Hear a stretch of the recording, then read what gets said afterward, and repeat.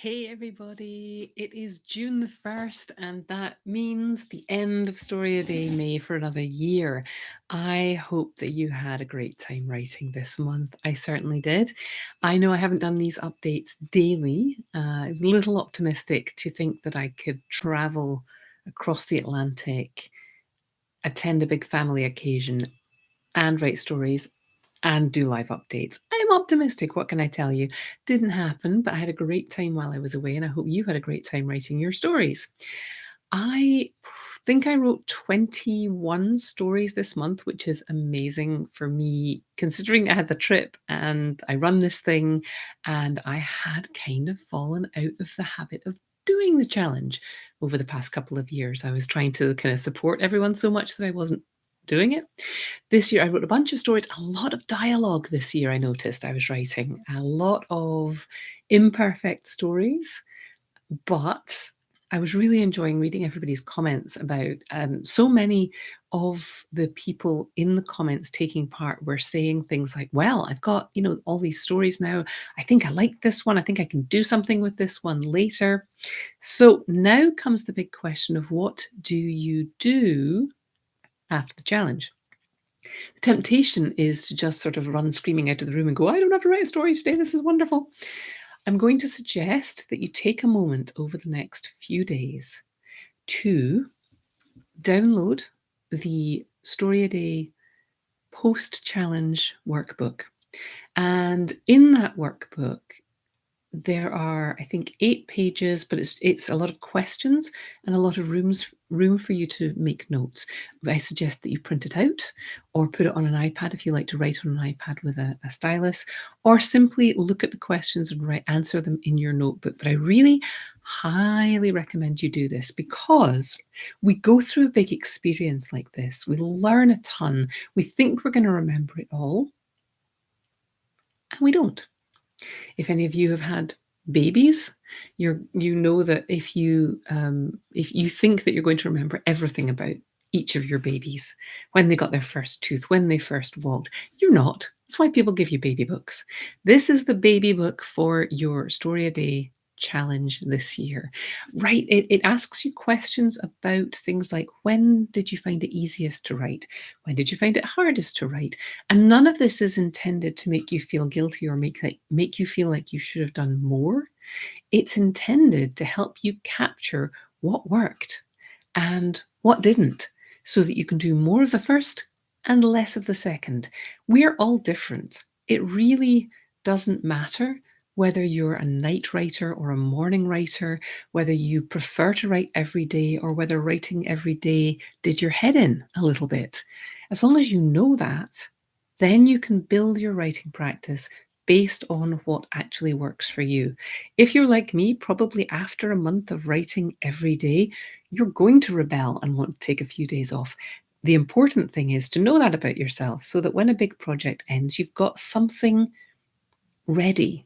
Are you going to walk outside a lot for the next few days and not go near a computer? Are you going to read a ton? That's what I tend to do when I've been writing a lot. A lot of output means I need a lot of input as well.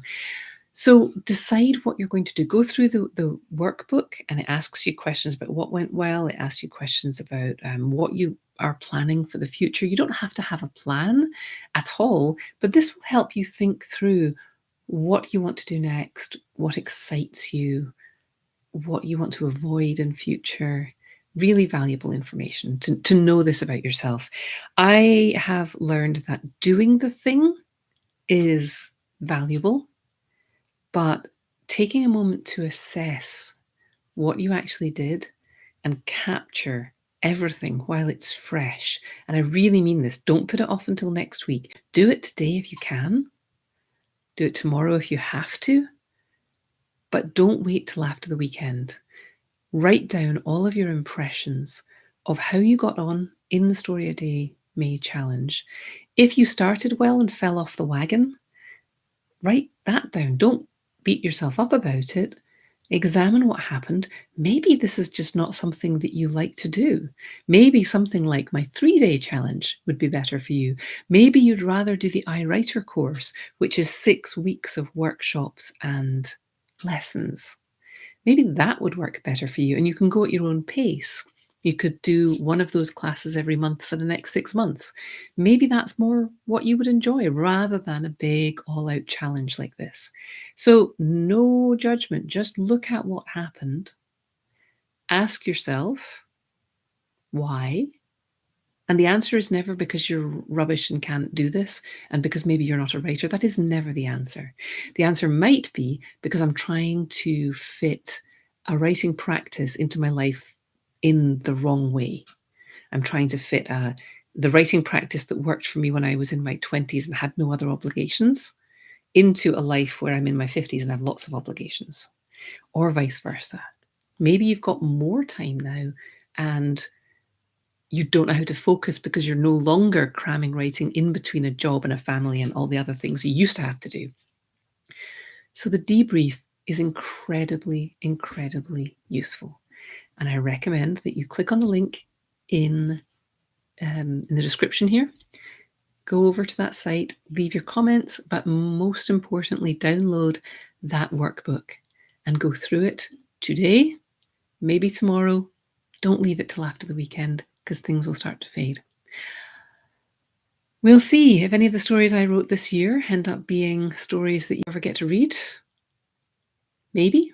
I don't know because I haven't looked at them yet. That's going to be my debrief process that I'm going to do today or tomorrow, and I'm going to figure out what to do with all of these stories. First of all, I'm going to find them all because I wrote them all in different places, and I need to gather them all together. Anyway, I hope you've had a wonderful time going through StoryADay May to whatever extent you participated, even if it was just following along with these videos.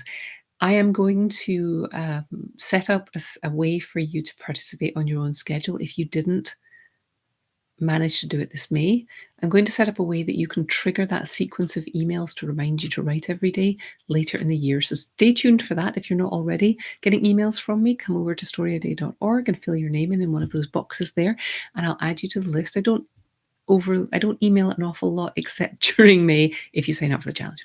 So I won't be overburdening you with email, but if you want to keep in touch, that's the best way. This has been great. And I hope that your writing has just come on and that you are excited to keep writing and that you're feeling a sense of community with the StoryADay world. Stay in touch with us. I have our Serious Writers Accountability group the first of every month is a blog post where you can declare your intentions. That's what I'm sending you to in the link in the video. We do that every month, so it's a good way to keep yourself checking in from month to month. I don't want you to disappear and only come back next April when you suddenly remember that you like being a writer. That's what I have for you today. This is it for this series of check-ins, and I hope you've enjoyed them. And you can follow along with the podcast, which is more or less weekly throughout the rest of the year. And all of those courses that I mentioned are available at StoryADay. You just go to the shop link and you'll find links to all kinds of courses, workshops, workbooks, all kinds of things that you can dip into whenever you need a little boost. And if you need anything, you know where to find me. Most of all, keep writing.